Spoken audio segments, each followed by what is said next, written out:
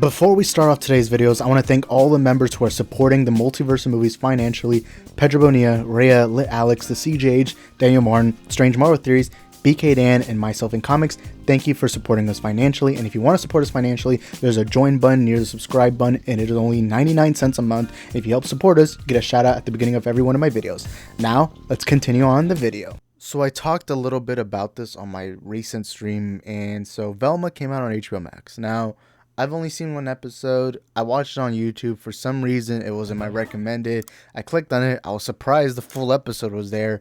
But I decided to, check it out because I'm like, hey, all these people are talking crap. I'm like, hey, I might as well just check it out, see if it's anything new. So let me explain something real quick.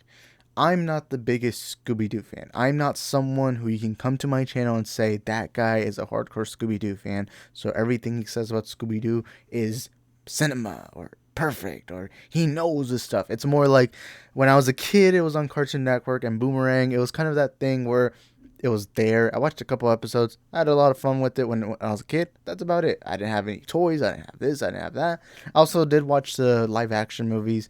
And also I recently watched that Scoob movie, the one with Zac Efron in it. I don't know who else is in that movie, but when I first watched it, I actually hated it. I actually ended up watching it a couple months ago, and I actually ended up really liking it again. So anyways, with the Velma series, I did make a video kind of giving my concerns about it. I said it looks all right. It doesn't look all that bad. It looks like they want to go the Harley Quinn route, and ultimately, you can go check my video. Let's not talk about that. Let's talk about my review for the show. So I watched it, and I went in there with the worst intent. I went in there with the most negative idea because everyone was telling me it's cringe. Everyone was telling me it's horrible. And I watched it, and it's not bad. It's all subjective. It's not bad, but it's also not good. Like, if you're telling me to watch the second episode, which I don't even know if it's out yet, I'm definitely not keeping up with this show. This is going to be a one-time thing, and that's it. Boom. Over. So let me get the positive stuff out the way. I did like that they changed Velma's story. So in the show, it says that Velma, her mom wrote like murder mysteries for her. She would like figure them out. I thought that was cool. I also like the joke with Norville, who is supposed to be Shaggy. I did like the joke that he's not into drugs. He hates weed. And I thought that was, that's like a meta joke on kind of like how Shaggy has always been perceived to be the stereotype of a weed smoker. I always like that. The animation was okay. For its budget, it's good. There was a couple of jokes, like the ones I mentioned, that were good, they were all right. There was not a single joke in this show that made me laugh out loud. There was like a couple that I kind of chuckled, and I was like, all right, you know what? They're trying their best. I do like the love romance that it seems like it's going on with both Daphne and Fred. Fred's the blonde guy. I like that romance. I also like that Norville keeps trying to hit on Velma. I thought that was funny. What else do I have? Those are the few good things. But overall, the rest of it is just downhill. First of all, 60% of the comedy in this show is horrible. It's not just horrible in the sense that it was horrible writing. It's just more that it was cringe. It was like they would make a joke, and I would just kind of be like, ew, ooh, ah. Like, that's, like, it felt like more, like, god dang, like, really? This is the best you could come up with? It kind of felt like when your little brother, I don't know, is like doing something, or your sibling or something, and they're doing something public, but they do that thing publicly dumb, whether it's like they throw a temper tantrum, maybe they get into an argument with the parent, whatever, maybe they're in a school play and they mess up, whatever, and they kind of fumble it, and you're just kind of there, you're kind of like covering your eyes, being like, ugh, I don't want to see this. Like, you don't want to see it, but you're there. That's kind of how I felt watching Velma, for the most part. Now let me get to the main criticism of it. If you're gonna make a joke, make more than one joke. The annoying thing about the show was that the entire joke was, white guys are bad, white guys are stupid, white guys are dumb, white guys this, white guys that. Hey, did you know about the white people? It was always just white men bad. And I was like, I mean, I get, let's make fun of white people. Make fun of white people all you can. I love making fun of white people. Like, why the fuck y'all put salt on everything? Like, goddamn. Like, I make fun of white people all the time. Y'all's culture is McDonald's. You know, by the way, I'm just kidding. My issue with it, though, was it was the only joke that it seemed like Mindy Kaling could come up with. And I love Mindy Kaling. I think I know she wrote episodes of The Office. I think she's hilarious. She also created the Mindy Project, which is a hilarious show. But like I was saying in my live stream, it felt like a 40-year-old, like the way this was written, it felt like a 40-year-old had gone on Twitter for like 10 minutes and was like, "Oh, look at all the cool hip kids talk about white people being bad and this and that. Oh my God, look at the cool hip youngsters. I also smoke weed, youngsters. I get you. It almost felt like Mindy Kaling saw that. Also saw how many people shilled for Euphoria. And was like, I know what young people think. That's what it felt like. And it was really cringy because it was trying to have a lot of meta commentary on our modern world. But it was almost like that meta commentary was told by someone whose only perspective in life comes off of Twitter and TikTok. That's literally what it felt like, all the comedy. And again, it was just white man. There's like the entire joke was that Daphne and Fred are both dumb, especially Fred. Fred is this rich, privileged white kid or whatever. I will say one thing I like about Fred is he's actually kind of funny when you see him on the show. And I also like that the dynamic they're trying to play out with his dad, that he feels like he could never live up with his dad. But there was this cringe court scene where apparently he could never do anything on his own. Like he couldn't cut steak on his own. And don't get me wrong, I'm fine with the dumb characters. You know, every show has that dumb character, you know, whether it's Friends with Joey, How I Met Your Mother, Barney was supposed to be kind of like a weird, like, meta joke on, like, men, what other things, I mean, Seinfeld with Kramer, like, every show has that dumb guy. But the thing I didn't like is that the entire joke was revolved around his race and gender. And I didn't like that was the only joke they seemed to really want to write. And a good example I use is Harley Quinn. The Harley Quinn series is a meta commentary on an R-rated show where it makes jokes about everyone. It makes fun of Batman. It makes fun of Superman. It makes fun of the entire DC pantheon while also making fun of our modern pop culture society. There isn't even an episode where they had James Gunn appear. You know, that's what Harley Quinn was. It was meta commentary jokes, but the main thing they focused on was being funny. When I pull up an episode of Harley Quinn, I laugh.